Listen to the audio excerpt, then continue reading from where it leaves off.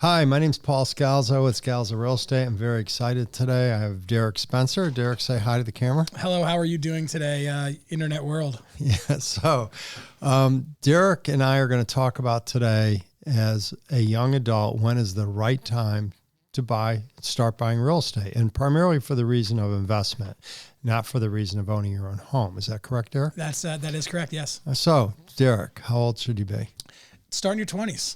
Okay, 21, 22. Why not? Okay, I'm 21 or 22 years old. I just write a check and buy a piece of property. No, Do I need a job? You should probably have a job. Okay. You should probably have a job and $2.99 to your name. Okay. Yeah. So you're talking about buying something with a leverage, I'm assuming. Yes. And just give me a scenario. How old am I? What kind of job do I have? How do I qualify? And how do I start? Well, in essence, the more money you make, obviously, the better. Mm-hmm. But so realistically, I think anywhere from $10,000 to $20,000 saved is a great place to start. Maybe cut down on going out once or twice a week. Try to eat home if you can. Mm-hmm. Think about the future. So you might be scrimping a little now and not enjoying the finer things in life now to have a better life down the road. But I think a $10,000 to $20,000 initial down payment is a wonderful place to start. Well, should I worry about real estate cycles? You should definitely be paying attention to real estate cycles. Okay, so I'm going to buy when nobody else is buying. 100%. Yeah, buy low. What do they say? Yeah, you want to buy when nobody else is, when everybody's selling. That's correct? Right. That is correct. And then I'm going to sell when there's no inventory. 100%. Okay. Yeah. So let's talk about this. It's 2022. Yep. Should I buy this year? So that's an interesting question. There's no inventory. There's no inventory right now. There definitely is no inventory. So you're going up against every other buyer who's looking to buy right now. Few foreclosures. Very few foreclosures. Yeah. Yep. I have some advice. Please. Okay. I think you got to get in the habit of making offers. And I'm going to say that if you made 20 offers, you're going to get one house that makes sense. But you got to offer just what you make your money on the buy. Do you agree? I do agree, yes. Yeah.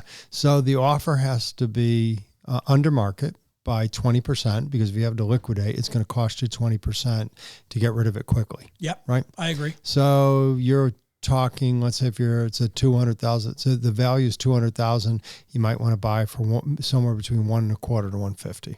Excellent. It's hard to do. It is hard to do. But they're out there. They are out there. I just took an investor client of mine to look at a house, a 3-family house in New Britain. The house was on the market for $350. As it was, I called the real estate agent after viewing it. I said, "What's up with this $350 price tag? First floor apartment's illegal. The house is trashed. It was full to the brim with everything you can imagine, dated 1950. And he said, "Oh, well, we're going to have an offer on Monday."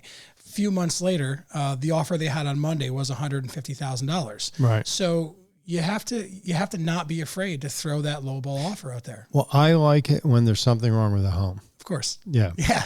It's always correctable in some fashion. 100%. You have a zoning issue, maybe a little different, but you get your dumpsters there, you get your friends there, you buy a pizza, and you clean it out, right? Of course. Once it's cleaned out and I mean, very clean, then you start working on the other parts of it. Yep. Which you can do yourself. There's a lot you can do yourself. It's a lot of work. Then knowing to get the right tenant, and I'll say this over and over again, 730 credit scoring up. Nothing under 730. Without a doubt. Yeah. Nothing under 730. I can't agree there more. Yeah. 680 not going to cut it. It's unfortunate. 730 or you don't do it. Yep. I know. Every time I've given somebody the opportunity that was under 730 because they had an issue, it's always come back, it's been another issue. Yeah. Okay, so you're in your 20s, you score. Okay, I just scored my first place. I got it for 150. It was probably worth 2.25. Great investment. Okay? I'm making $1,000 a month. Perfect. Okay. And how long before I do my next one? How long is it going to take you to save up that $10,000 to $20,000 for your next one? Well, I guess if you're under the market that much, the first thing I would do is do what's called a PFS. Every quarter, look at do a personal financial statement, because really, if you fixed up the house and you know it's worth 2.25, call it 200. You have $50,000 equity to show your banker. Yep. And your first one, you're going to need a little help on. Very so smart. that would be a good way to grow your portfolio. I can't agree. Stick with one particular product. Let's say it's multifamily. Is it warehouse? What am I doing? All over the board? Yeah, I think whatever makes the most sense financially. You can stick with one product if you want, or diversify. At the end of the day, there's nothing wrong by diversifying your portfolio. But I definitely think that you want to look into multifamily, single families, and don't be afraid to expand your market. During the beginning of the pandemic, everyone was searching in Danbury, Fairfield County, and I go to a few colleagues of mine. I say, hey, don't sleep on Torrington. I see an influx in Torrington right now, and at that time it was 2 weeks, 3 weeks on market. Within 6 months, Torrington went to 2 week, 3 week on market to 2 days, 3 days on market. So you have to look at the trends everywhere. If they can't afford Danbury, they can't afford Fairfield County, they're going to go to an area that they can afford. Okay. So now I'm in my 30s. How many properties do I want by the time I'm in my 30s? It'd be great. 10 would be awesome. That's a lot. Well, it is a lot, but you're gonna have to keep the nose of the grindstone and don't be afraid to hustle. I've known people that have done it. I started late in life, 30. I did too. Yeah. But it worked out. I was a little more slow and methodical, not as aggressive as I probably should have been. Made a lot of mistakes. But that's okay. Without mistakes, you've not taken any risk. Exactly. Right? It shouldn't be easy. If it's easy, it's not worth it. At the end of the day, that's how I feel. Well, this was a good discussion. So you suggest starting in your 20s. I agree with you. If somebody is starting in their 20s, I'm going to call them mature and focused. Yep. Okay. Or else they shouldn't be doing it. Yeah. Yeah. And a lot of them just don't have the focus or the maturity to do it. Well, you have to look at history.